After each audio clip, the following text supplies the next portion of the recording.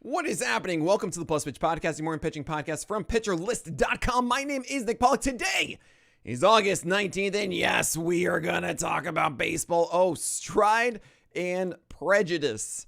This is a roundup title that I've had cooking around for a long time with Justin Paradis, and boy, did Spencer Strider look the part in the graphic today. Justin killed it, but Spencer Strider did not. 3 innings, 700 runs, 10 hits, 1 walk, and 2 Ks. And keep in mind, last 2 games, 800 runs and 500 runs. Oh boy. Are we ready to drop him? Yeah, you might want to. Look, this is the doom and gloom that we've been talking about all year with Spencer Strider. It's his fastball. It is not the same pitch. It is dropped in height adjusted VAA to make it less flat. We've seen it drop 2 ticks in vert. We've seen it also drop a tick in velocity, if not a little bit more. And that means that this number 1 PLV pitch of 550 that it was in 2023, keep in mind, 550 is the number 1 PLV pitch this year, that's Drew Rasmussen, is now under 5. That's pretty much average. And innately, that's not terrible. But the fact is, Spencer Strider is just not Spencer Strider without that. And his slider has been good, but it's not always there to save him. It does have a 25% swing strike rate this year, but he had to turn to it a little bit more yesterday because the four-seamer isn't pointing away as many batters. And guess what? It allowed a ton of hits against the White Sox. It was actually 3 innings that were fine. It was solo shots and everything was looking okay, but then he allowed 6 straight base runners to kick off the 4th inning, and that was it. He was donezo. So yeah, that's Spencer Strider. He gets the Phillies next and the Mariners and not in the T. And then it's Houston who might be susceptible to the slider from Strider. But I honestly feel like a lot of you, I've answered questions here with 10-teamers and even some 12s. Yeah, you can move on from Strider. I'm not kidding around. Like, don't have this idea of name value that I can't do that. He has a 27% swing strikeout rate. Well, he had 2 games combining for 24 strikeouts that really elevate that whole thing, and that was against the Rockies and it was Rocky Road and against the Athletics. It was 13 and 11 strikeouts, and yeah, only 40%. That is 60% of his strikeouts. Sorry, 60% of his games have come with 6 strikeouts or fewer. This is Spencer Strider, a guy who's supposed to go like 7 strikeouts at least every game, right? That's what you're dealing with right now. And yeah, I think it might be time, guys. Jack Flaherty against the Astros, 7 innings, 0 runs, 3 hits, 1 walk, and 9 strikeouts. He had a King Cole, 39% CSW because the Astros were like, you know what? Let's just take these 4-seamers for 36% called strikes. And it's because Flaherty was dancing with the slider and the curve right outside the zone. Neither of them had like a 35% zone, or we're talking like 28% between the 2 breaking balls. Phenomenal. And this is the Jack Flaherty that we've seen. He had some of the worst luck in that last start against the White Sox. If you didn't watch that video, go watch that. It is hilarious. It's called the unluckiest inning I've ever seen. And it's me breaking down Jack Flaherty against the White Sox. But yeah, he didn't have bad luck here. But bam. There you go. You have Robbie Ray, 6.2 innings of 0 runs, got the win, 3 hits, 1 walk, and 6 Ks. You have 16 whiffs in a co-share of the Gallows pole with Paul Skeens. This was amazing command from Robbie Ray. 4-seamers right at the top of the zone. Changeups were down. Sliders were down. Curveballs were in between. It was glorious. This is exactly the kind of Robbie Ray we want to see. 63% strike rate. Ooh, beautiful. Freddie Peralta might deserve ace is going to ace. I'll be honest with you. After his next start, if he's dominating against the Giants, then fine. 6 innings, 0 runs, 1 hit, 3 walks, and 6 Ks against the Cubs in the first game of this doubleheader that then the second one got postponed to, and we'll have a doubleheader today. Yes, Tiny, you got to wait one more day. I'm so sorry for you. He has a 15-5 record, Freddie Peralta, and which is kind of surprising to me because he's only had 1 game this entire season above 6 innings, and that was 8 innings on April 2nd. That was his second start of the year. He hasn't had a 6.1 or a 7-inning game since then. Just kind of wild, and that's really a reason why I have not given him that ace is going to ace tag yet, because he's not the most efficient. He's not the one that grinds away for 7 innings and really just blows out the opponents so much, but it's just been very good. And yeah, 15-5 record. My gosh, the Brewers, the best record in baseball. I can't believe it. Gavin Williams against the Diamondbacks got the win, 5.1 innings of 0 runs, 4 hits, 1 walk, and 5 strikeouts. Only 7 whiffs and 22% CSW. But through 99 pitches. He got that win. 97 on the four-seamers, generally upstairs the lefties. He was back at 7 feet of extension, 97. And the vert was like right under 15, but that's fine. That's fine. As long as he has that extension, that's good. And generally flat, which is fine. The curveball was good and bad. That is, yeah, it was chaotic at times, but then when he executed it, it was great. The cutter was, oh my gosh, 24% non-competitive rate. A quarter of them were just auto balls. Not fun. But yeah, the four-seamer is still good, and that curveball was enough as a number 2.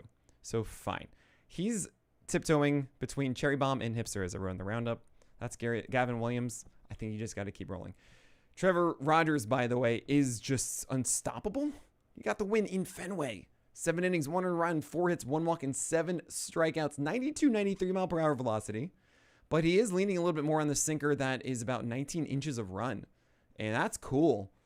It's making it harder to hit these 2 fastballs inside the zone. Oh, and then you have the breaking balls going 7 over 24 whiffs combined. Beautiful. I mean, it's good pitch separation. A lot of things are low. That's really cool, Trevor Rogers. I'm astounded, and I really hope it sticks. Brady Singer had a good game against the Angels. He had a phenomenal one last time. The command was as good as I've ever seen from him.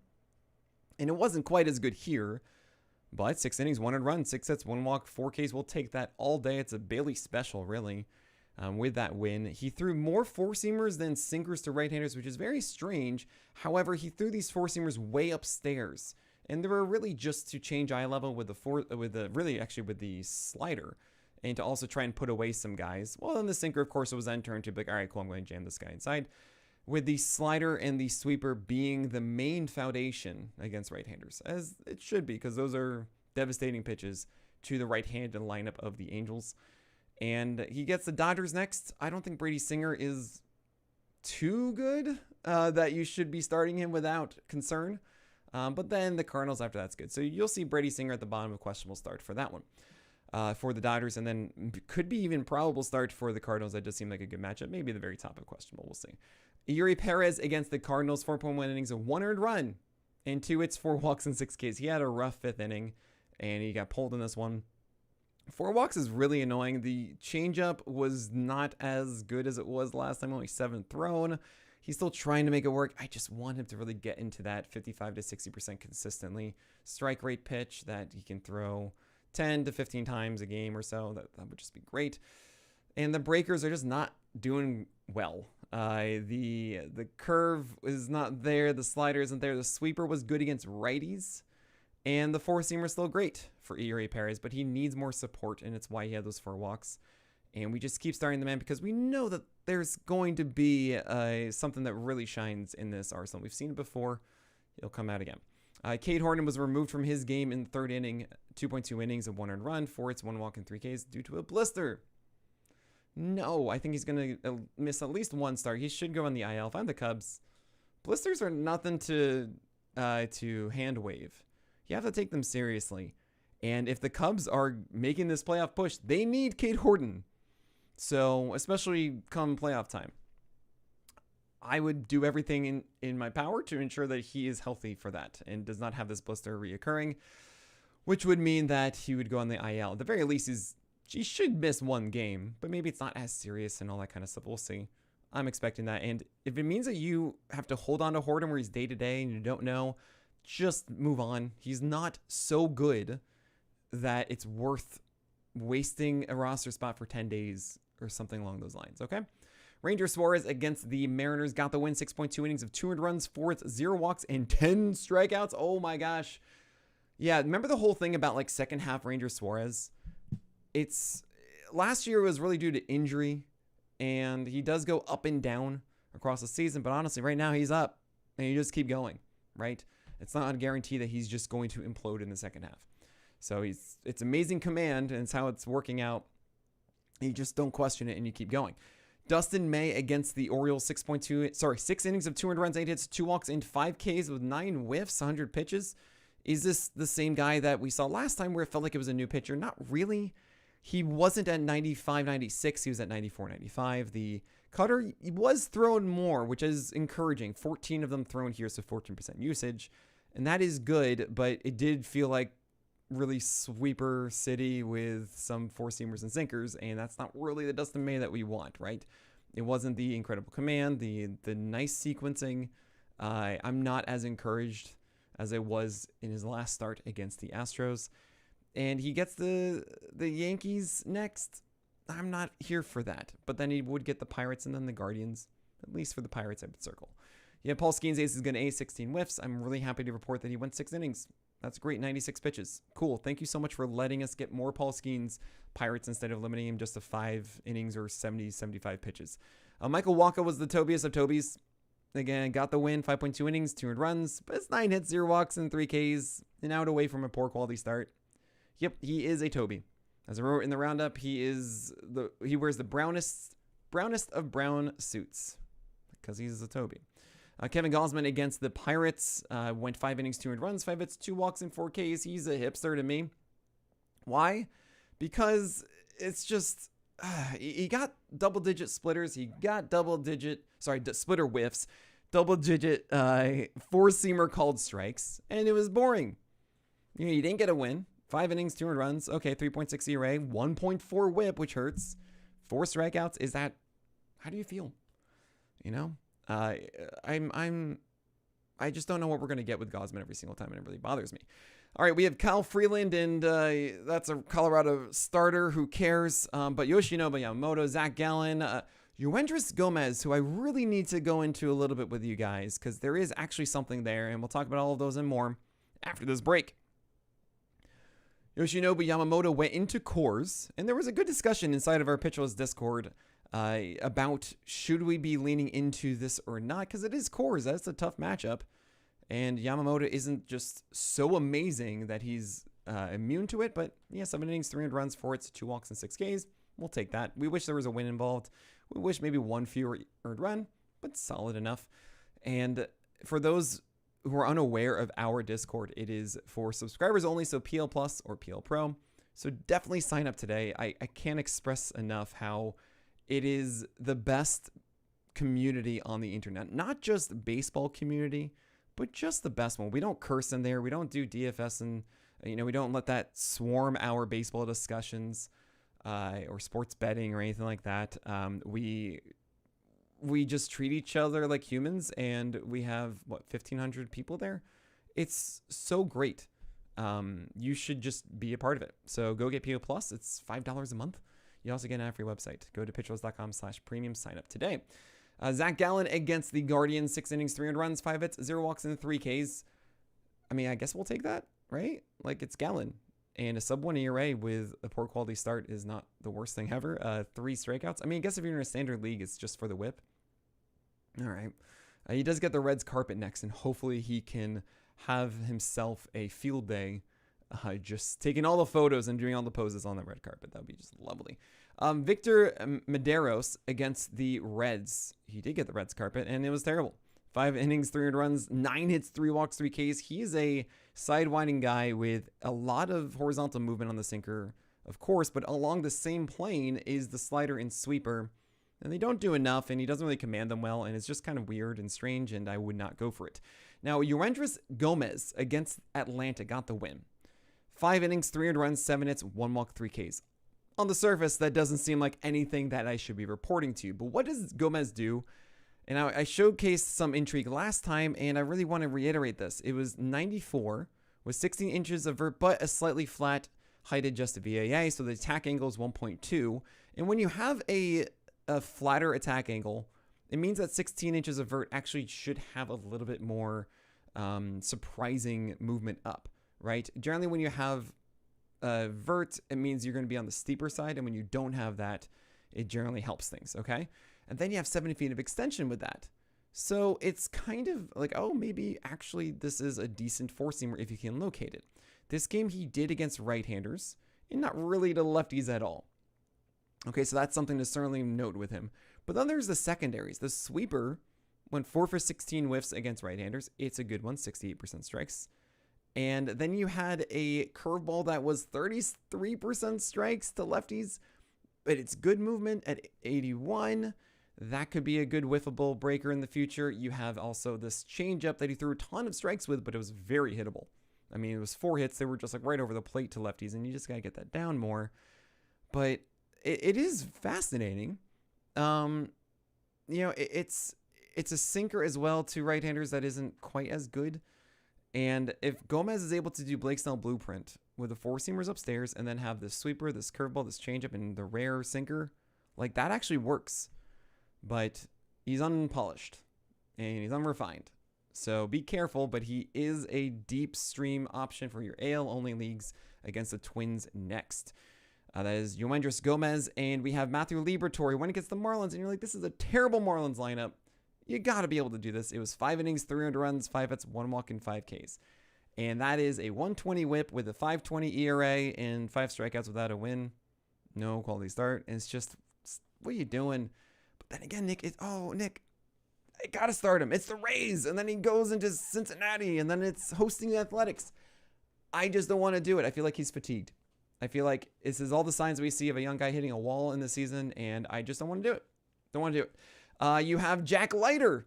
My gosh, he disappoints me so much. Jack Zippo against the Royals, 3.2 innings of 300 runs, 6 hits, 3 walks, and 5 Ks. His 4-seamer is still just the dream 4-seamer. He just can't locate it upstairs like he needs to.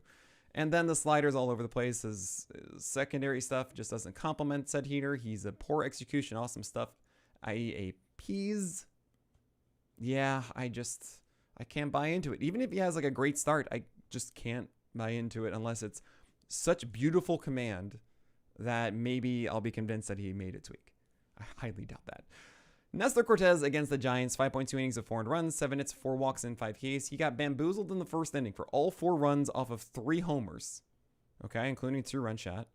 And then he was all right after that. Now, the changeup is a fun addition for Cortez this year, but it can't be a 43% strike rate.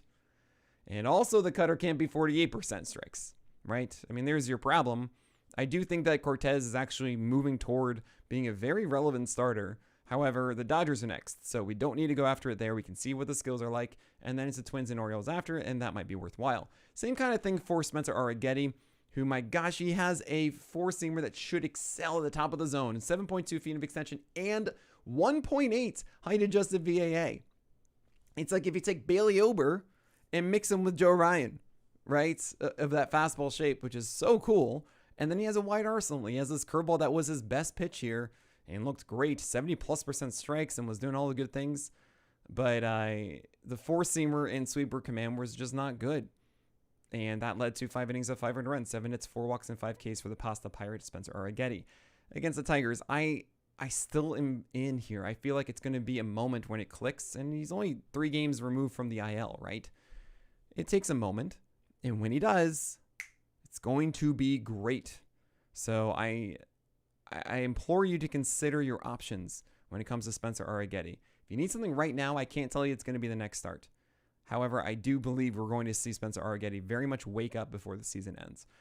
And then there's Logan Gilbert.